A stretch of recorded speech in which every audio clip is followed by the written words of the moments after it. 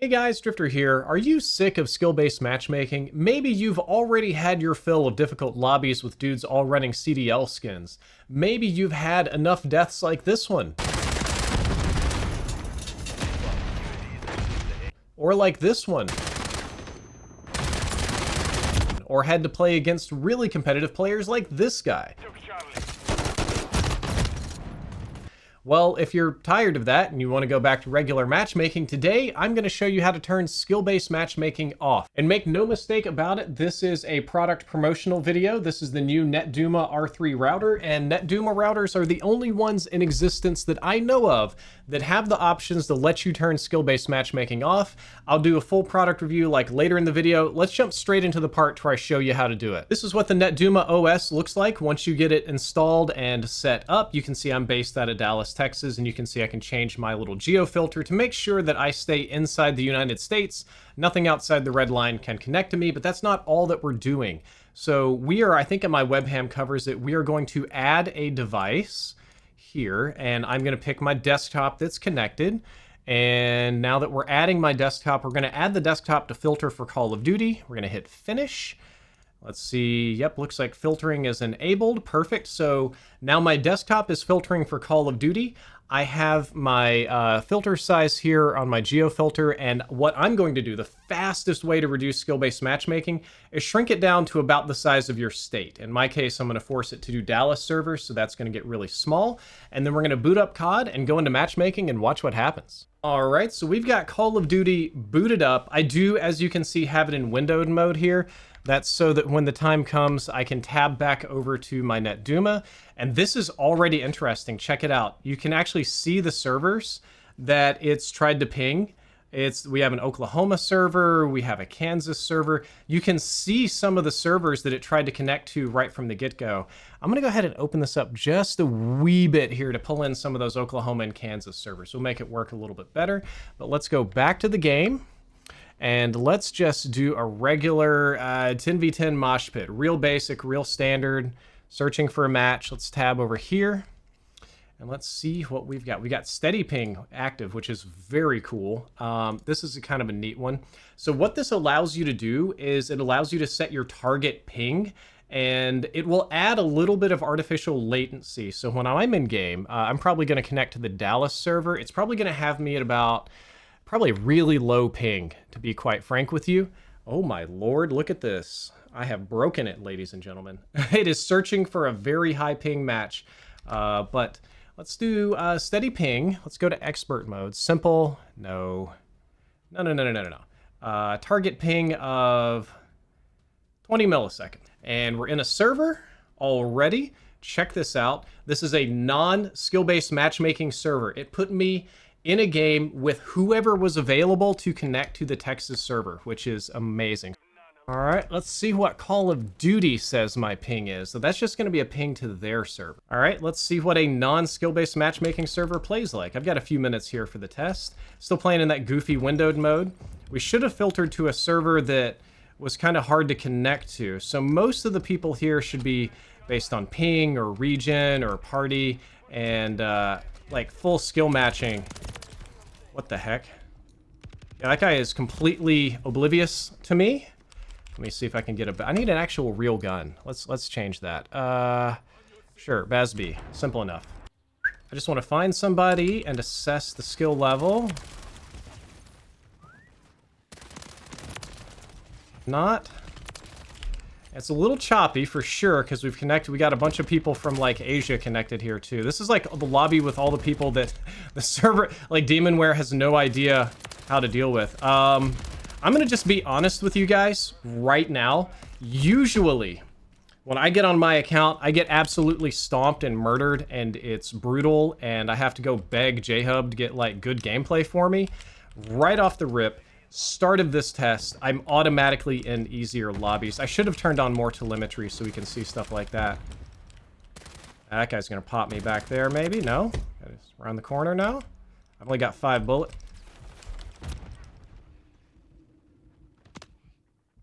I surprised my man here? Nope. But it does seem to be working. I think it filtered me into a very unusual 10v10 lobby. So I guess that was an easy test. One thing I should point out is that by doing this method, you're going to make your queue times a lot slower. Instead of being able to connect to everybody in the world, it's going to try to force you to connect locally, and that's going to guarantee a longer amount of time. On top of that, while you might have a great connection to the server, some of the people that you get matched with maybe won't, because you're matching with people that are outside of the normal sort of bounds of skill matching. So you'll have a great connection after a couple of minutes, and the people you're playing with are a little bit more likely to have a bad connection. So just keep that in mind. Oh, check this out. So I connected to a server in Oklahoma, and it has already started measuring some stuff. I've got my ping is 13 milliseconds. That's godly. All right, so I'm gonna go back to the game. I got quick scoped right off the rip like a clown. I'm just gonna run around and shoot a few people to just get a general feel of the lobby skill level, which I am the potato in this lobby. That's a literal science fact. Well, they don't seem to be that great. I'm not even good at COD anymore. Like, I'm just straight up trash now, and I'm killing these guys. That guy missed his shot, but not the second one. Good for him. So let's go back to the Netduma. You can actually see that my ping has been stabilized. The bottom is the actual real ping. I have it at it's automatic at about 15 milliseconds, so it adds a little bit of artificial ping, slows you down a little bit. I know that drives people nuts, but what that does is your ping actually doesn't move up and down. So while I'm in game here, nothing is going to move up, and like my ping won't jump, it won't spike, it won't go really high and then you know, much lower. It's gonna kind of stay about the same, which actually makes this a much more pleasant experience. Whew, boy, I got a little bit sweaty trying to do that turbo speed. So that's how you can use the Netduma R3 to cancel skill-based matchmaking. If you'd like to buy one of these devices, it's $200 at the website linked below. And if you use code DRFT, like the old Drift Clan tag, you'll save yourself 10% off. Let's jump into the rest of the product. We're gonna do a turbo unboxing and then sort of a setup and show you some of the rest of the features. If you order a Netduma R3, this is exactly what you're going to get in the mail. You can even see a little bit of a preview of the operating system on the back here. Lots of stats on the router, but let's just jump straight into a turbo unboxing.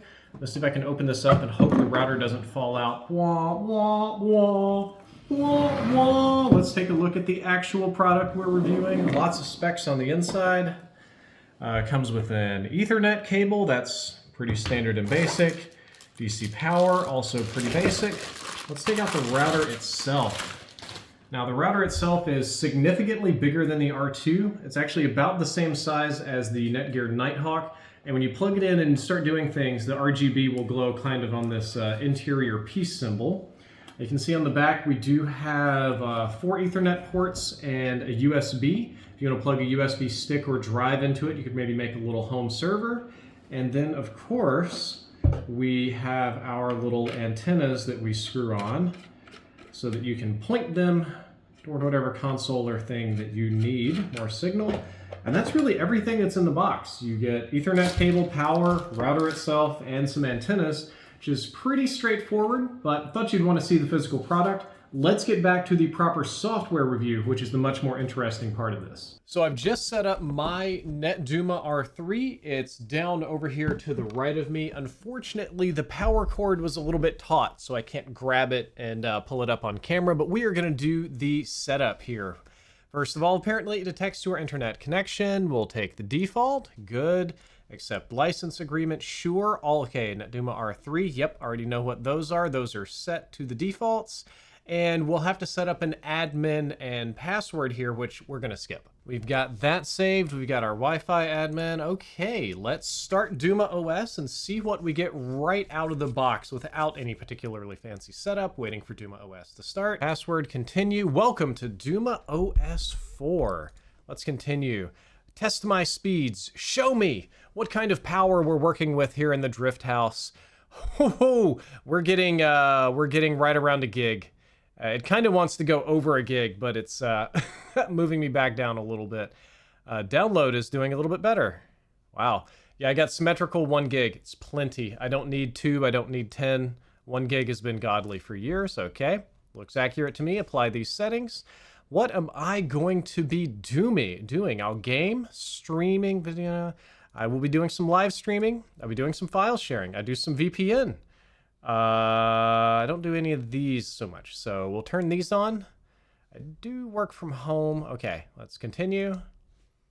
What is my top priority? That's gaming. Live stream is the next highest, and then file sharing probably the highest above that. So these are the priorities we set up for how my bandwidth gets used. Let's reduce your lag.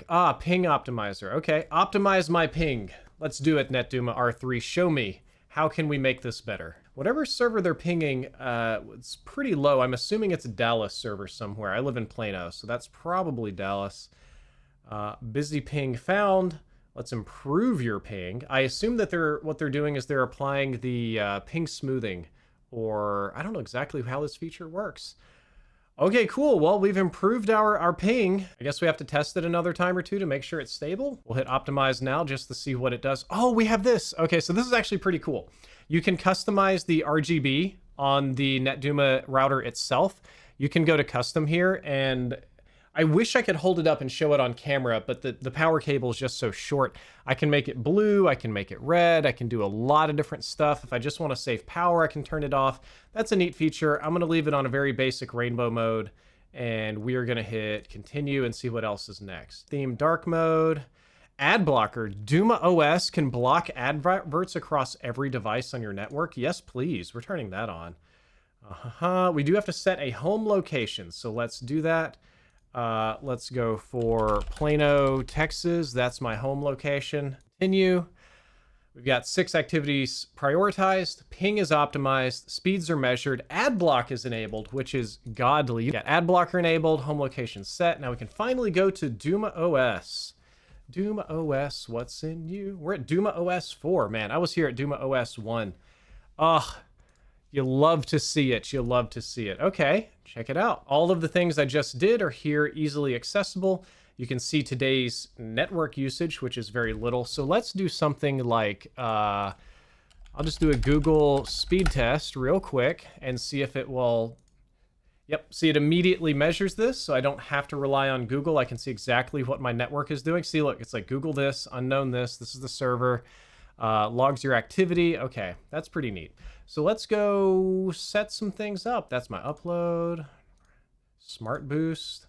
So let's go to the main event and take a closer look at the geo-filters. So we're gonna add a gaming device, which right now is just my desktop. We're gonna add this.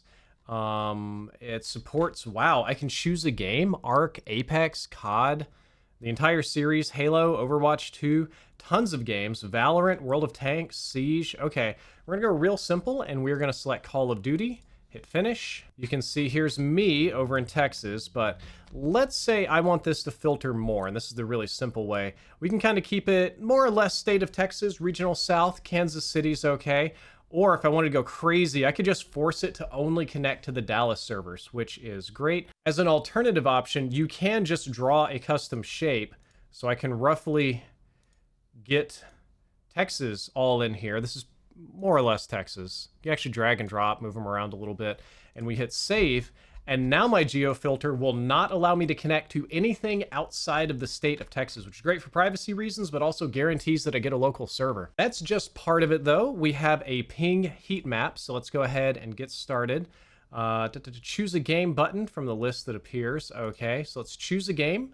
Of course, we're gonna pick Call of Duty again. They've got Modern Warfare 3 listed, and it's already pinging all of the servers. These are the US ones, but it also pings the global servers and shows me what my ping would be if I was matching in other regions.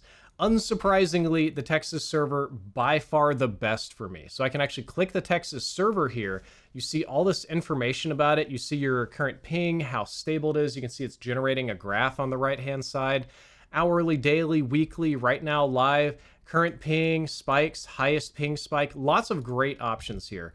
I can also go check out a different server, do kind of the same thing. I think that's very, very fun. Let's move into some other options like Smart Boost. So this is something I don't have enough devices connected to show you quite how it works.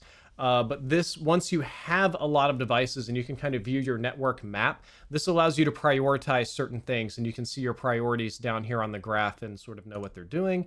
For network activity, pretty straightforward. You can see I've got my desktop connected, how much bandwidth I've used. You can see, you can actually sort this by all activities. It'll show you how much you spent on streaming, that's watching, that's uploading, gaming, cloud gaming, VPN, chat messaging, how much Twitter used. It kind of show you everything. You can do it daily or you can do it live if you want to, just to kind of get a feel for what's going on. It'll show you what device is doing it, and it'll also show you what your priorities are. Device manager, here we go. Okay, so as you see, I have mine set up in a very rudimentary manner. I have the Netduma R3, wired internet connection on my computer. Not much else is connected to it. And I did it this way because I have over 100 Wi-Fi devices in my house, and I wanted to keep this part of the testing and setup very, very simple. But when you get more stuff, you'll see the whole network populate. Ooh, welcome to Ad Blocker. Let's go ahead and get started. Ads will appear. It's actually showing me ads that are blocked. That's really neat. So I've tried this with YouTube and a couple of streaming sites. I didn't have very good results with ad block. I think this is going to take a lot more setup. It says it's blocking ads, but I don't really see it. There's a speed test, ping optimizer. Let's take a look at our deeper settings here. You can see that. RGB controls, appearance, internet rules. You can block specific apps and devices. This is pretty cool.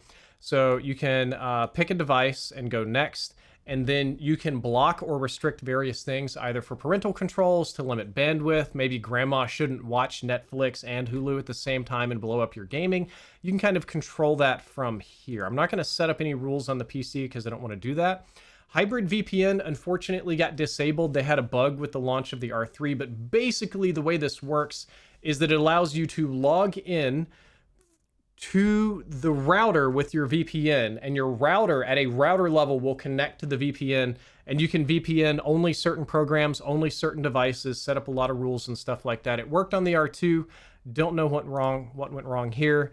Got LAN set up, WAN set up. We'll probably have to censor a little bit of this. A bunch of different custom options. You can do your custom DHCP. You can change your rules. You can do your UPnP.